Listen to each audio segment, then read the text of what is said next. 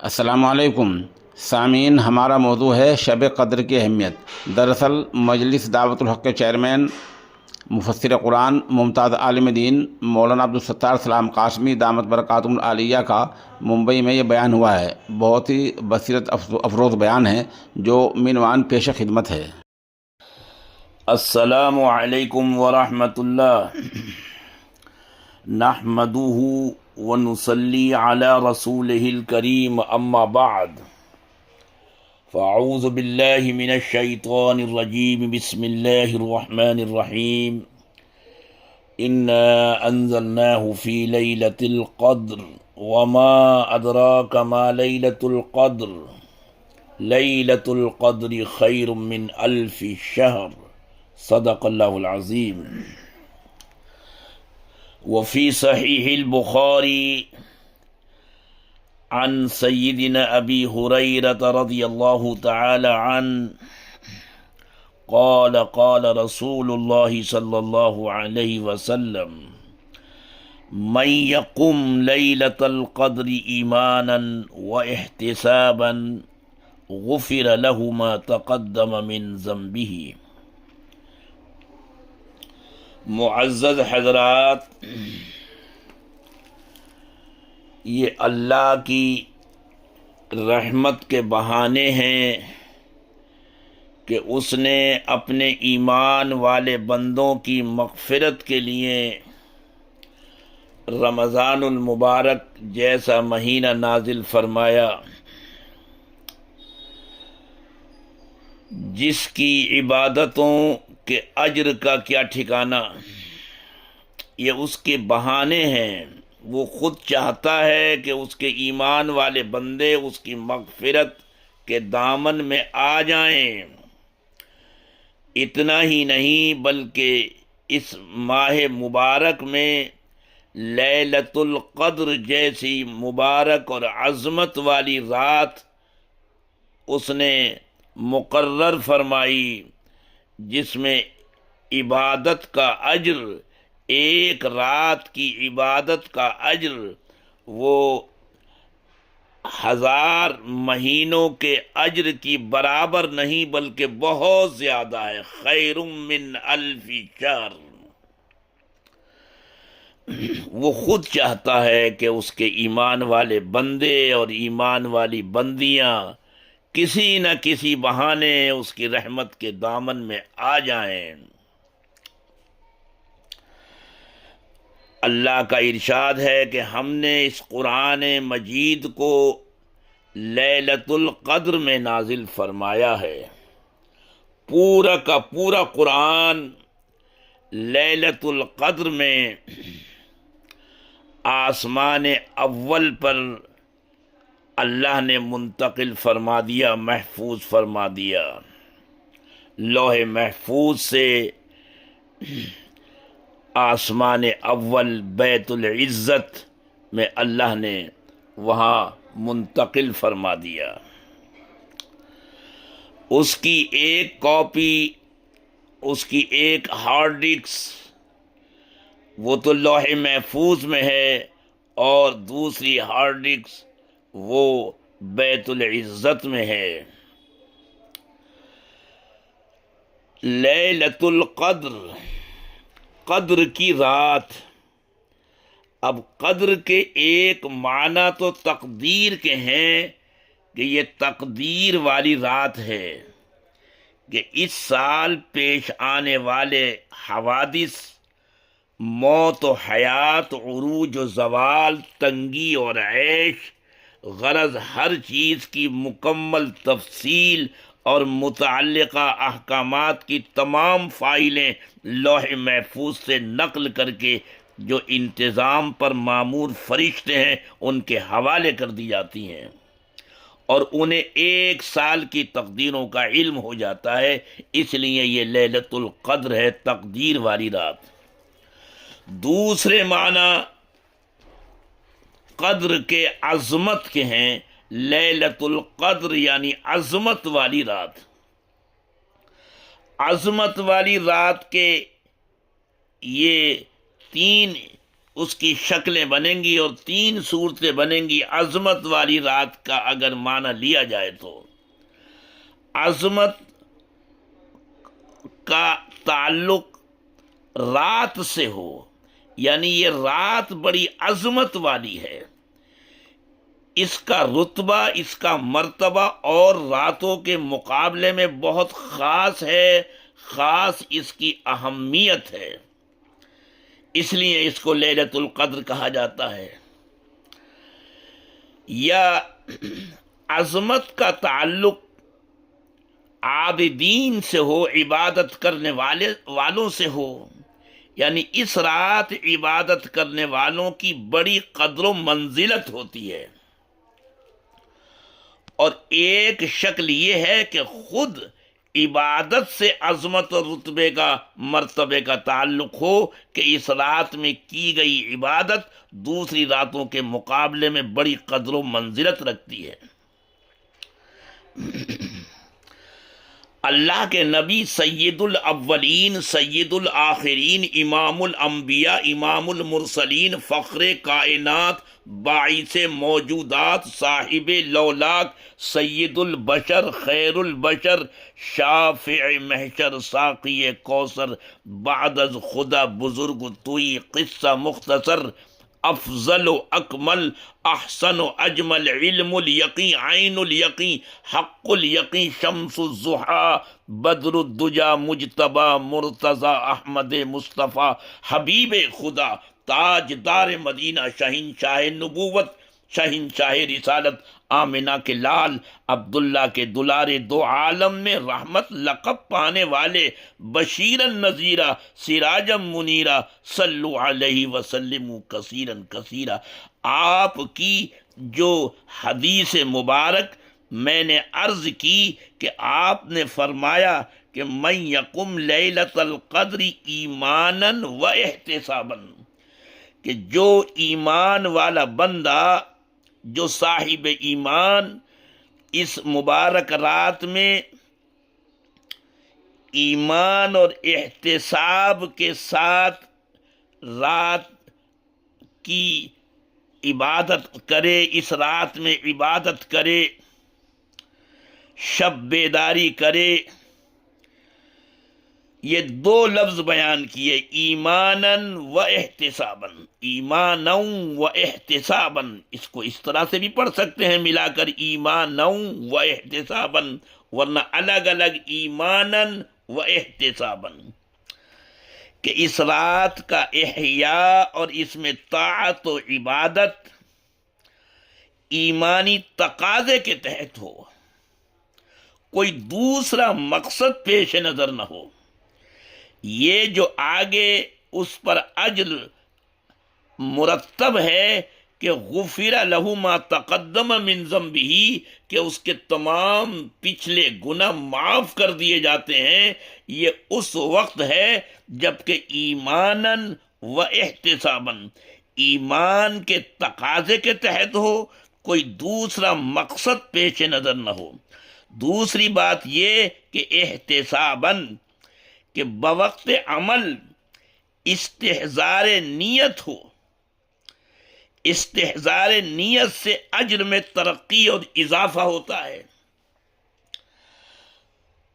فخر المحدثین خاتم المحدثین حضرت علامہ انور شاہ کشمیری رحمت اللہ علیہ، وہ احتساب کے معنی فرماتے ہیں کہ احتساب کا لفظ 2 جگہ بولا جاتا ہے، 2 موقعوں پر بولا جاتا ہے احتساباً،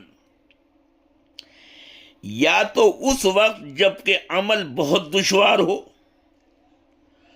اور اکثر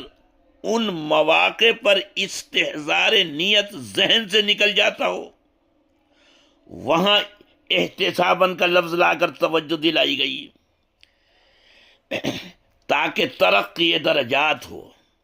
جیسے بال بچوں پر خرچ کرنے کے سلسلے میں یہ ذہن سے نکل جاتا ہے کہ اس پر بھی اللہ کی طرف سے اجر ملے گا،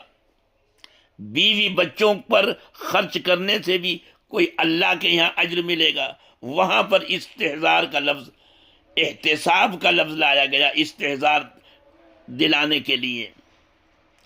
یا اس موقع پر حضرت کشمیری رحمت اللہ علیہ فرماتے ہیں، یا اس موقع پر جب کہ بندہ اپنے آپ کو بے دست و پا اور اپنے اختیار سے باہر سمجھتا ہو، وہاں شوق دلانے کے لیے یہ لفظ لایا جاتا ہے، جیسے شب قدر کے سلسلے میں۔ بہرحال معزز حضرات، سامعین کرام، یہ شب قدر یہ کس تاریخ میں ہوتی ہے، کون سی رات ہے، اس کے سلسلے میں اہل علم کا اختلاف ہے۔ امام ابو حنیفہ رحمۃ اللہ علیہ تو فرماتے ہیں کہ پورے رمضان میں یہ مبارک رات منتقل ہوتی رہتی ہے،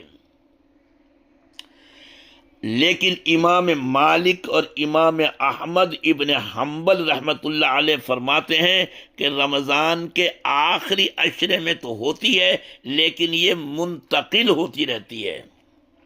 کبھی کسی رات میں کبھی کسی رات میں۔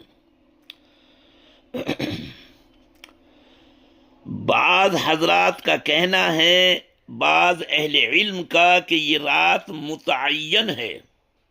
لیکن کون سی ہے اس میں اختلاف ہے، جبکہ بعض حضرات کا کہنا ہے کہ یہ رات رمضان کی 27ویں شب ہے، بلکہ بعض صحابہ کرام تو اس بارے میں حلف اٹھانے کے لیے تیار ہیں، حلفیہ بیان ہے ان کا کہ یہ مبارک رات شب قدر یہ رمضان کی 27ویں شب ہی ہوتی ہے۔ اس موقع پر میں یہ عرض کروں گا بطور لطیفے کے، یعنی علمی لطیفہ، مذاق نہیں کہ لطیفہ چھوڑ دیا، بلکہ علمی لطیفہ۔ وہ کہتے ہیں کہ لیلۃ القدر میں 9 حروف ہوتے ہیں، لام،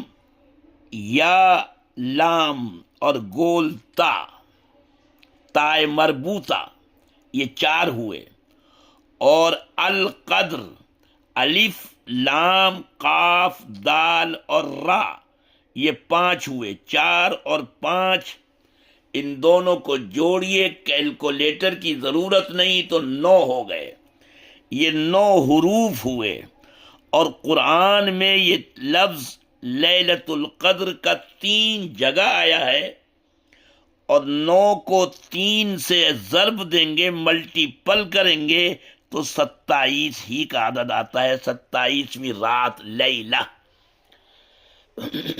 27ویں شب۔ وہ یہ بھی کہتے ہیں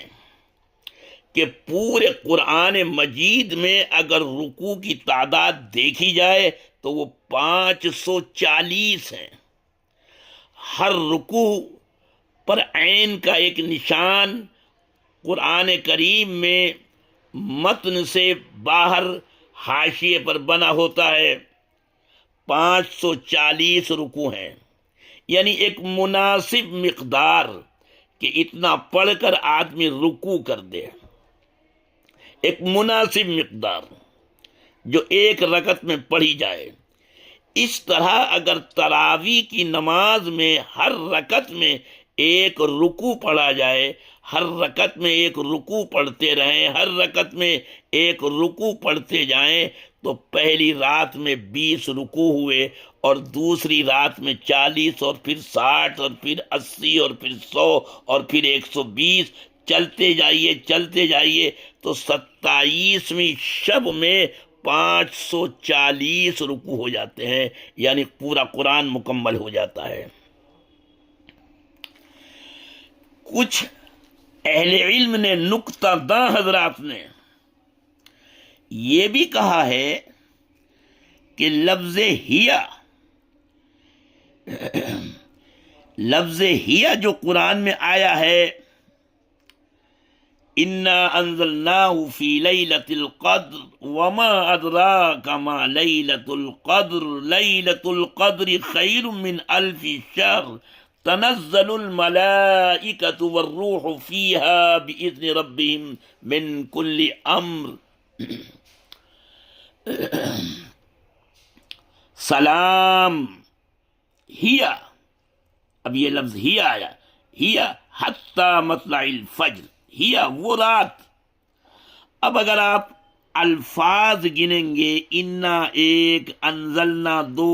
اس طرح گنتے جائیں گنتے جائیں گنتے جائیں تو ہیا یعنی وہ رات، یہ 27واں عدد ہوتا ہے، 27واں عدد بن جاتا ہے۔ بہرحال یہ علمی نکات تھے جو بعض نقطہ دہ حضرات نے بیان کیے۔ کاش کہ یہ رات متعین ہوتی اور میرے نبی یہ بتانے ہی کے لیے حجرہ مقدسہ سے تشریف لائے تھے۔ وہ حجرہ مقدسہ جس کا ایک پلو دروازہ ساگوان کی لکڑی کا تھا، اور ساگوان اس وقت میرے ہندوستان سے جاتی تھی، وہ دروازہ ساگوان کا تھا، اور وہ پلنگ، وہ چارپائی جس پر آپ فروکش رہے، جس پر آپ نے تقریباً 10 سال گزارے، جو حضرت ابو ایوب انصاری کے گھر سے اٹھ کر پلنگ آیا اور آخری وقت تک الرفیق الاعلی، الرفیق الاعلی، آخری وقت تک اس مستعار دنیا میں، حیات مستعار میں آخری لمحہ بھی اسی چارپائی پر آپ کا گزرا ہے جو میرے ہندوستان کی لکڑی ساگوان سے بنی تھی، وہ چارپائی، وہ پلنگ۔ تو خیر آپ تشریف لائے یہ بتانے کے لیے کہ وہ کون سی متعین رات ہے، لیکن جیسے ہی آپ تشریف لائے آپ نے دیکھا کہ فلاں اور فلاں دو کے درمیان جھگڑا ہو رہا ہے، مار پٹائی ہو رہی ہے۔ آپ کہتے ہیں کہ میں نے دیکھا کہ تلاحا فلان و فلان، ایک دوسرے کے ساتھ جھگڑا ہو رہا ہے۔ ان دونوں حضرات کے نام بھی حدیث کی شروحات میں مذکور ہیں، مگر میں بیان نہیں کر رہا کہ ان کے بارے میں اگر خدا نہ خواستہ کوئی غلط خیال دل میں آ گیا تو ایمان جانے کا خطرہ ہے۔ وہ صحابی ہیں، اور صحابی کے بارے میں کوئی رتی برابر بھی بغض یا نفرت یا کینہ یا غیظ یا کسی طرح کا انقباض یہ ایمان جانے کا سبب بن جاتا ہے، اور قرآن نے کہا کہ لِیَغِیظَ بِهُمُ الْکُفَّارُ، ان سے غیظ رکھنے والا اور ان سے بغض رکھنے والا، ان سے کینہ رکھنے والا یہ کافر ہی ہو سکتا ہے۔ بعض ایسے لوگ کہ جو میڈیا پر اپنے آپ کو شو کرتے ہیں، پڑھے لکھے نہیں ہیں، علم صحیح اور عقل ثاقب سے محروم ہیں، کوئی انجینئر ہے تو کوئی فلاں ہے تو کوئی فلاں ہے، صرف سرسری کتابوں کے مطالعے سے وہ حضرت معاویہ اور دوسرے اصحاب کرام کے بارے میں بد زبانی کرتے ہیں، بد کلامی کرتے ہیں، زبانیں تیز کرتے ہیں، طرح طرح کی تنقید کرتے ہیں، اور اس تنقید میں تنقید ہوتی ہے جبکہ خود تنقید کا حق بھی ان کو نہیں ہے۔ صحابہ کرام تو معیار حق ہیں، معیار عدل ہیں، معیار انصاف ہیں۔ قرآن نے کہا کہ ان جیسا ایمان لاؤ گے تو تم ہدایت یافتہ ہو جاؤ گے۔ بہرحال صحابہ کوئی انبیاء تو تھے نہیں، کوئی فرشتے تو تھے نہیں، معصوم تو تھے نہیں۔ ہاں البتہ ان سے جو خطائیں سرزد ہوئیں اللہ نے ان کو معاف کر دیا، اللہ نے ان کی مغفرت کا دنیا میں اعلان کر دیا کہ وَكُلًّا وَعَدَ اللَّهُ الْحُسْنَى، سب تمام کے تمام کے لیے جنت کا وعدہ ہے۔ رضی اللہ عنہم ورضوا عنہ، ان سب سے اللہ راضی ہے، وہ اللہ سے راضی ہیں۔ جب اللہ ان سے راضی ہے تو پھر تو کیا کرے گا ان کی مخالفت کر کے؟ تو کیا کرے گا ان کی بدگوئی کر کے؟ بہرحال تھے انسان، ان سے خطائیں بھی سرزد ہوئیں، ان سے بعض سے ایک آدھ سے بڑے بھیانک جرائم بھی سرزد ہو گئے، لیکن انہوں نے جس طرح توبہ کی ہے، اللہ اکبر، اللہ اکبر، جو توبہ کی ہے، تو رسول اکرم صلی اللہ علیہ وسلم فرماتے ہیں کہ اس توبہ پر، اس سنساری پر جو خون کا چھینٹا پڑا ہے، اگر خون کا چھینٹا اس تمام وادی پر پڑ جائے تو ان تمام کی مغفرت ہو جائے، اس خون کی یہ قیمت ہے۔ اللہ اللہ، بہرحال بہت احتیاط کی ضرورت ہے۔ یہ صحابہ ہوں، تابعین ہوں، یہ تو اسلام کے وہ ستون ہیں، وہ پلر ہیں، یہ وہ بنیادیں ہیں جن پر پورا اسلام کا قلعہ قائم ہے۔ مستشرقین، ملحدین، منحرفین، اسلام کے باغی، مرتد، ارتداد زدہ، الحاد زدہ، وہ یہ چاہتے ہیں کہ ان پلروں کو ہلا دیں۔ ارے یہی تو وہ صحابہ ہیں جن کے طفیل ہمیں قرآن ملا، یہی وہ ہیں جن کے ذریعے ہمیں احادیث ملی۔ تم کہتے ہو کہ حدیثیں اتنے سال کے بعد مرتب ہوئی، احمقو، حدیثیں رسول اللہ کے زمانے ہی سے لکھی گئیں، رسول اللہ کی موجودگی میں لکھی گئیں۔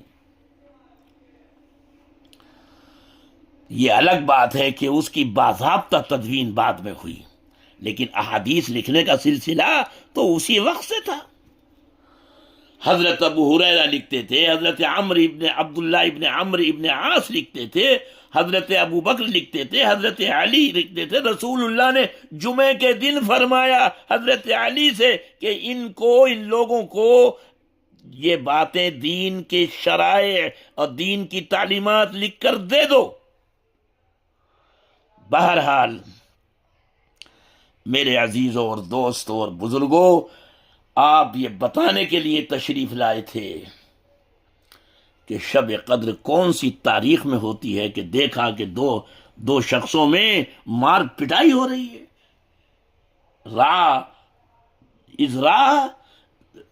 تلاح فلان و فلان، مار پٹائی ہو رہی ہے۔ آپ بیچ بچاؤ میں لگے اور آپ نے فرمایا کہ بس وہ تاریخ ذہن سے نکل گئی، شب قدر نہیں نکلی بلکہ تاریخ کا تعین اور معرفت نکلی۔ اور آپ نے فرمایا اسی میں کچھ خیر ہے، اسی میں کچھ خیر ہے، اس لیے کہ ہو سکتا تھا کہ کوئی پورے سال عبادت سے محروم رہتا اور یہ سوچ کر کہ میں اس رات میں عبادت کروں گا تو 1000 مہینوں سے بڑھ جاؤں گا، اور اس رات میں شیطان اس کو سلا دیتا۔ یہ ہو سکتا ہے کہ اس رات کے جاگنے کے طفیل کچھ اور راتیں بھی آدمی جاگ لے اور عبادت کر لے اور اس کا اجر اس کو ملے۔ ہر وہ رات لیلۃ القدر ہے جس کی بندہ قدر کر لے۔ بہرحال ہر کام میں اللہ کی طرف سے خیر ہے، اسی میں کچھ خیر ہوا، اسی میں کچھ بہتری ہوئی۔ دیکھیے حضرت انس کی روایت میں مذکور ہے کہ یصلون علی کل عبد قائم او قاعد یذکر اللہ، فرشتے آتے ہیں اور ہر اس شخص کے لیے دعائے رحمت کرتے ہیں، ہر اس بندے کے لیے کہ جو کھڑے ہو کر عبادت کر رہا ہو یا بیٹھے ہوئے ہو، بیٹھا ہوا ہے یا کھڑا ہوا ہے اور اللہ کی عبادت میں، اللہ کے ذکر میں مشغول ہے۔ اس سے معلوم ہوا کہ قیام، نماز، تلاوت، ذکر و شغل دینی اجتماعات میں شرکت، سیرت پاک اور بزرگان دین کے حالات کا مطالعہ وغیرہ تمام نیک کام اس میں شامل ہیں۔ بہرحال شب گزاری اس رات کی بڑی اہمیت رکھتی ہے۔ اپنی بات کو، اپنے مضمون کو سمیٹ کر عرض کر رہا ہوں معزز حضرات کہ شب گزاری کی مقدار، بعض کہتے ہیں کہ تھوڑی سی بھی اگر عبادت کر لے، تھوڑے سے حصے میں بھی عبادت کر لے تو یہ گویا لیلۃ القدر کو پا لینا کہلائے گا۔ بعض حضرات کہتے ہیں کہ رات کے جتنے حصے میں عبادت کرنا عرف عام میں شب گزاری کہلائے وہ ضروری ہے۔ جیسے پیسے والا کہتے ہیں بھائی فلاں آدمی پیسے والا ہے، تو اگر ایک پیسہ ہے تو بھی اس کو پیسے والا کہہ سکتے ہیں۔ اگر اس کے پاس 1 روپیہ ہے، 10 روپے ہے، 100 روپے ہے تو ظاہر ہے کہ وہ پیسے والا کہلائے گا، لیکن یہ لغوی ہوگا۔ عرف عام میں پیسے والا وہ کہلائے گا جس کے پاس لاکھوں کروڑوں روپیہ ہو۔ اسی طرح تھوڑے سے حصے میں 2-4 منٹ بھی اگر ٹھونگے مار لی تو وہ شب گزاری تو کہلائے گی، لیکن عرف عام کی شب گزاری ہوگی۔ شب گزاری عرف عام میں جس کو کہا جاتا ہے وہ نہیں ہوگی، جس کو لوگ شب گزاری سمجھیں۔ دیکھیے حدیث میں من یقم کا مفعول فی لیلۃ القدر ہے۔ من یقم لیلۃ القدر، من یقم فی لیلۃ القدر نہیں ہے، بلکہ من یقم لیلۃ القدر ہے۔ اور جب مفعول فی میں فی نہ ہو تو اس سے مراد وہ مفعول فی اپنے تمام اجزاء کے ساتھ مراد ہوتا ہے۔ جیسے ہم کہتے ہیں سمت دہرن و سمت فی دہرن، یہ فرق دونوں کے اندر ہوگا۔ تو یہاں حدیث میں من یقم لیلۃ القدر بتا کر یہ گویا اشارہ دے دیا کہ اس سے مراد پوری رات یا اس کا اکثر حصہ مراد ہے کہ اس میں عبادت کرے۔ دیکھیے بات کو ختم کرتے ہوئے ایک علمی نکتہ میں اور عرض کرتا چلوں کہ لیلۃ القدر کے ساتھ یقم فعل مضارع لایا گیا جو تجدد اور حدوث کے معنی بتاتا ہے، جبکہ جزا میں غفرہ ماضی مذکور ہے جو تحقق اور یقین کا پتہ دیتی ہے۔ شرط و جزا کے اس فرق پر علامہ کرمانی کی یہ بصیرت افروز تحقیق ہے کہ چونکہ شب قدر کی تعین میں اختلاف ہے اور وہ کبھی کسی تاریخ میں ہوتی ہے اور کبھی کسی تاریخ میں، اس لیے شب قدر کے ساتھ تو فعل مضارع لایا گیا جو تجدد اور حدوث کو بتاتا ہے، لیکن اس کی شب گزاری کا جو نتیجہ اور صلہ ہے وہ محقق اور یقینی ہے، متحقق ہے، اس لیے جزا کے موقع پر فعل ماضی لایا گیا۔ اللہ تعالیٰ کہنے والے اور سننے والوں سبھی کو عمل کی توفیق عطا فرمائے۔ وآخر دعوانا ان الحمد للہ رب العالمین۔